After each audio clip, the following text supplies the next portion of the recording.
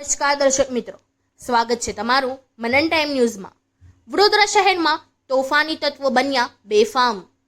વડોદરા શહેરની મકરપુરા જીઆઈડીસીની ખાનગી કંપનીમાં નજીવી બાબતને લઈને યુવક પર 10 થી 12 ઈસમો દ્વારા પાઇપ હોકી વડે હુમલો કરતા યુવકને ગંભીર ઈજા પહોંચી હતી।